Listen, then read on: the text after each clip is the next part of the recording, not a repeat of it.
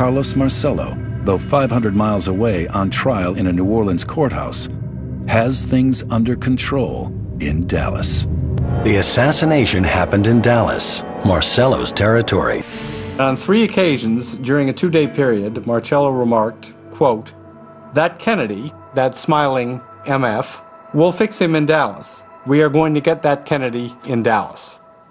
A series of high-profile federal prosecutions in New York and Chicago has incensed the country's top mafia dons, the so-called National Commission. This intense hatred of the Kennedys was something new for the mafia. In fact, after the 1960 presidential election, Chicago mob boss Sam Giancana boasted that he had stuffed the ballot boxes on the city's west side, ensuring that Illinois went for Kennedy over Richard Nixon. Giancana had reason to be confident in his relationship with the United States government. The CIA had invited him to take part in a bizarre plot to murder Fidel Castro. The mafia were the fall guys. If the operation was discovered, they, not the government, would take the blame. The prize, the return of their Cuban casinos. The idea was put to Johnny Rosselli, Giancana's man in Hollywood, by a CIA contact. He thought I was kidding, at first. Then he became stupefied. And after a few more drinks, he knew I was telling the truth.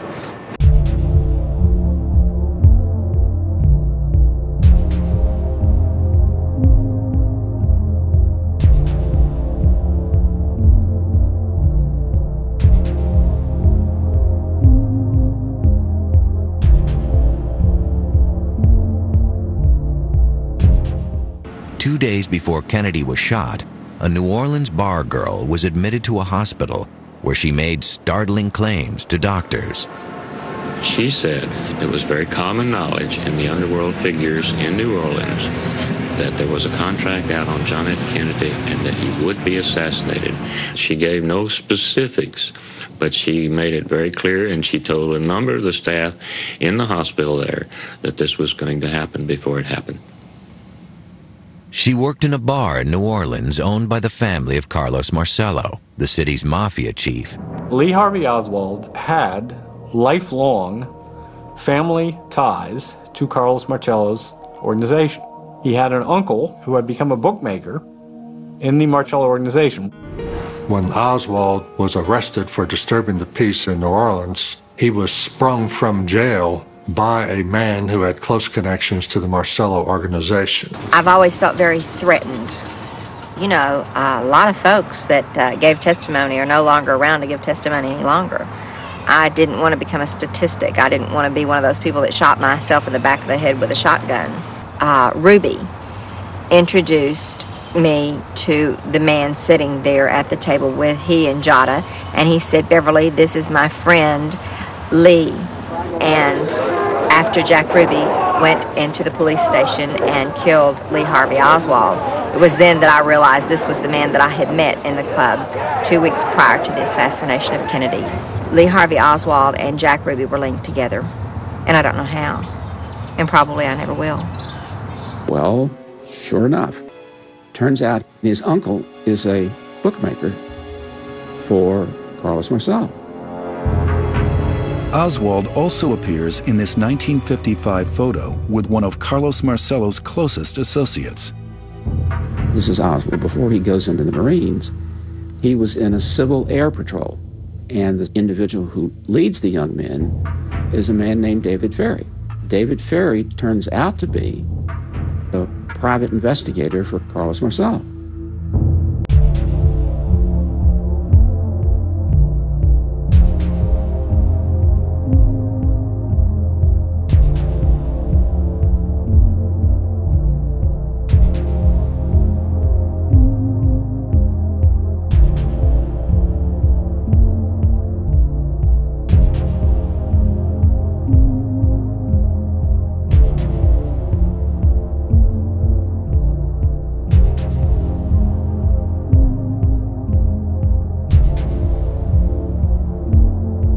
In the weeks immediately before the assassination of the president, unaccountably, Ruby had visits from some members of the underworld who he had not even seen in a period of something like 20 years. Ruby is his man in Texas. He's running his organizations there. He's skimming off of Marcelo. He owes him. He owes him big.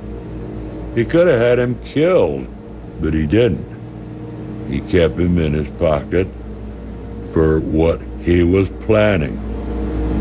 Then, Blakey believes, at some point on November 22nd, 1963, the mob offers its old friend Jack Ruby the biggest job of his life. They go to him and say, Jack, we want you to do us a favor. You know the cops. The cops come in your strip joint all the time. You give them free liquor. You can get into the police station. Shoot Oswald for us. You've got to take him out. Blakey believes the mob makes Ruby the classic offer he cannot refuse. Now, what does Ruby now know? He's been offered a chance to be a close associate. He's also got knowledge that they did the assassination, if they want to take out the assassin. So he either knows I do it or I'm dead, which is the standard mob technique. You have one shooter kill the man, and you have somebody else kill the second guy. Billy Grammer was a police communications officer on duty the night before Ruby killed Oswald. Around 9 p.m., he received an urgent message from a caller who refused to identify himself. I thought I recognized the voice, but at the same time, I could not put a face or a name with the voice. And as we talked, he began telling me that we needed to change the plans on moving Oswald from the basement, that he knew of the plans to make the move, and if we did not make a change, the statement he made precisely was, we are going to kill him. Billy Grammer reported the call, finished his shift, and went home to bed. He was asleep when Ruby, seen here on the edge of picture in his grey fedora, prepared to move in for the kill. Here is the prisoner. Do you have anything to say to The first Billy Grammer knew of the slaying was the following morning when he switched on his television set. No sooner than I turned it on and they were telling that Jack Ruby had killed Oswald, then I suddenly realized, you know, knowing Jack Ruby the way I did, this was the man I was talking to on the phone last night. At that time, I put the voice with the face, and I knew within myself that Jack Ruby is the one that made that call to me the night before. And I think it was obvious because he knew me and I knew him, and he called me by name over the telephone. And seeing this and knowing what I knew and what he had said, then to me it had to be Jack Ruby. He made the statement, we are going to kill him, which leads me to believe that this was not a spontaneous thing that happened on the spur of the moment. He was watching Oswald coming out the door and all of a sudden he decided to shoot him. I do not believe that. I think this was a planned event with him being the man to do the shooting. At Parkland Hospital, minutes after the tragedy, one member of the press corps who knew Jack Ruby well was to have an extraordinary encounter. Reporter Seth Cantor. Just after I entered, there was a group of nurses and doctors standing around with a lot of concern, and Jack Ruby came up to me. He said something to the effect that, isn't this just terrible? And I guess that encounter with Ruby took maybe 25, 30 seconds. It was very clear to me who I had talked to and who I had called by name and who had called me by name and who I had shaken hands with and everything. But when the Warren Commission report came out, they said that probably under the stress of everything that was going on, that I most likely was confused and that I talked to Ruby at the police station several hours later. Ruby denied he'd been at Parkland, and the Warren Commission believed him rather than Seth Cantor. I was dismayed when I picked up my copy of the Warren Commission report and discovered what they had decided about my testimony. And among other things, I immediately began to wonder, you know, who else they had talked to, who they chose not to believe, and why. A pristine bullet, which the commission was to allege had wounded both Kennedy and Connolly, magically appeared on a stretcher at Parkland.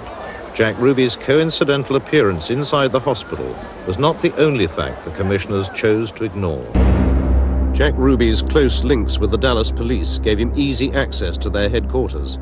On the assassination weekend, he was seen there several times.